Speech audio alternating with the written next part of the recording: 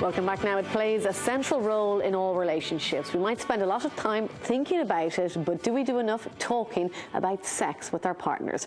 We're going to be discussing sex for the next 10 minutes, so if you have little people in the room who you'd rather didn't overhear, now is the time to get them out.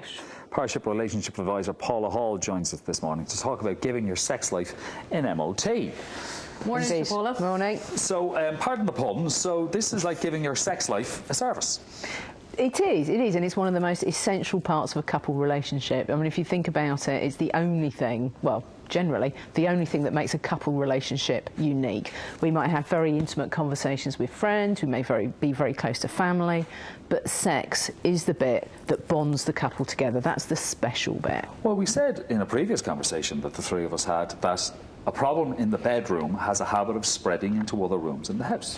Absolutely, and the other way around though. Problems in other areas of the house has a tendency to spread into the bedroom. Well, that's more common, isn't it? If you're not getting on outside the bedroom, you won't want to be doing it then afterwards. To be honest, it's real chicken and egg, Certainly, if your sex life is really good, chances are you'll be a lot more forgiving of everything else. It just doesn't matter. Or if you're a bit annoyed about something, but there might be the opportunity for sex this evening, let's say the kids are away or whatever, chances are you won't raise it or you won't mind quite as much. So, I think it's a really, really positive thing, but certainly one of the biggest causes of sexual problems and couples drifting apart sexually is because of relationship difficulties. Obviously, there may be health issues, tiredness, stress, but often it's differences in the couple relationship that means they just not getting it on. Well, you're a sex therapist over in England, so do you get, and I know you deal a lot with sexual addiction as well, which is, I suppose, a whole nother morning. You see couples coming to you together, do you, to talk about their sex life? Is it, or would you just see one or other? Couples and individuals. I mean, often, ideally, I'd work with a couple. I mean, whether or not he's the one that's got a problem or she's got a problem, or it's something that's the two of them. Ideally, I'd see them together, and that's probably always the case. But sometimes partners just don't want to go, and if that is the case, then you certainly can get help on your own. And often the changes that an individual makes has a knock-on impact on the couple relationship, and you can sort things out. Is there one thing that you hear time and time again from these couples? Is it, here we go again, this is it, you've already got the answer by the time they've arrived? No. Actually, every case is totally unique. I mean, if a guy's suffering from erection problems, or maybe she's having difficulties reaching orgasm or painful intercourse, very common difficulties, there are actually kind of set techniques and ways that you can help a couple. And to be honest, you can read those in the book. You can read those in my book, but it's the nuances in each couple relationship. It's the way they communicate. It's the way they connect. And every case is totally different.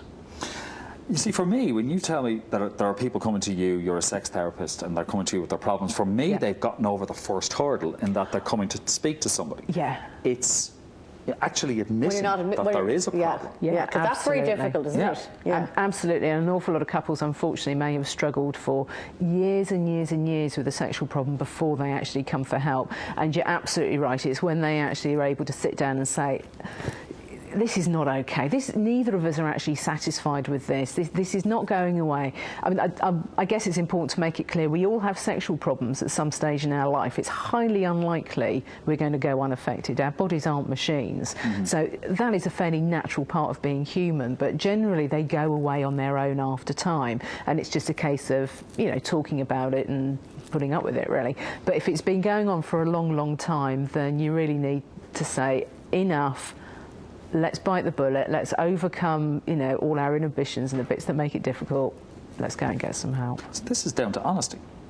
It is, and couple communication. And often what happens, I've heard so many couples say it, there's a few problems in the bedroom, whatever it is, and the first thing they end up doing is avoiding going to bed at the same time. They don't want to put the other one under pressure, they don't want to give mixed messages, and they often do it for all the right reasons. We'll just keep quiet about it. It's embarrassing to have a sexual problem, it's difficult. We'll just keep quiet about it and hopefully it'll go away on its own.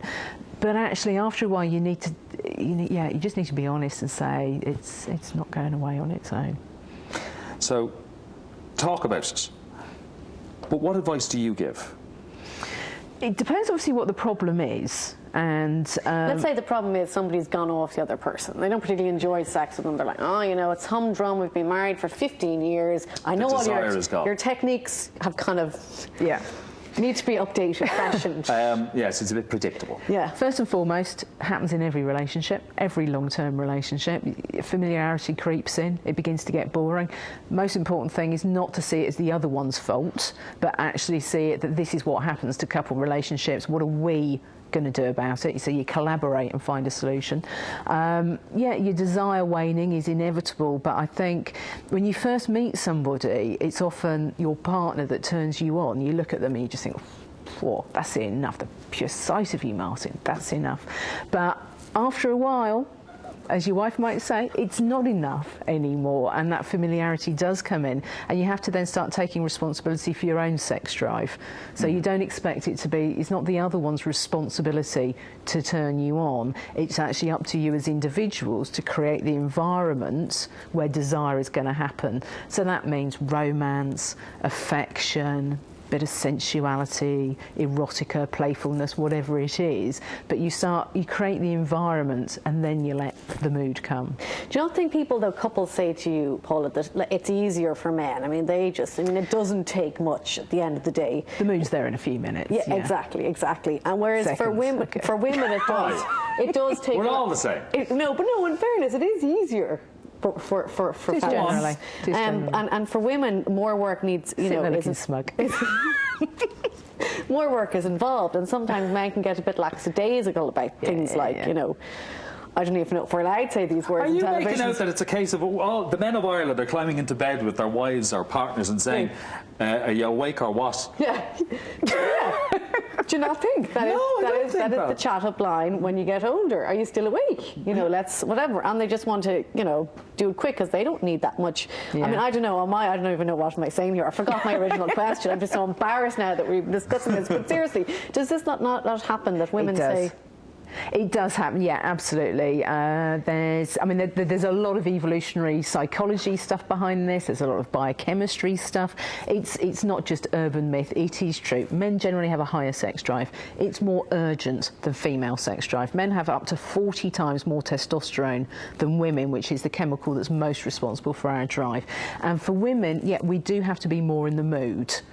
For men, it's often quicker, more spontaneous, easier. Women, it's more about environment, and that's to do with our biochemistry, and that's okay. And it's about negotiating the different needs. And I think a loving, sensitive partner will enjoy that build-up. He won't wait until he gets into bed and say, "Are you awake?" He'll actually do a bit of pre-planning. He'll empty the dishwasher earlier. One of the most erotic things for any woman is a bloke doing a bit of housework, to be honest. He'll do a bit of tidying up, he'll create the mood, he might pour a foot massage, busy day. Drink in front of the fire. It's all a little bit of, he's hoping it might move on. Perhaps it won't, and he understands that, but there's a darn sight more chance it'll go in that direction with a bit of forethought. Foreplay takes forethought. Okay, and on that note, my dishwasher, I'll be mentioning emptying the dishwasher, I'll tell you, this weekend. Thank you so much for that. That will be emptied over the weekend in the house. All right, dishwasher's emptied. Are you awake or what? Thanks so much.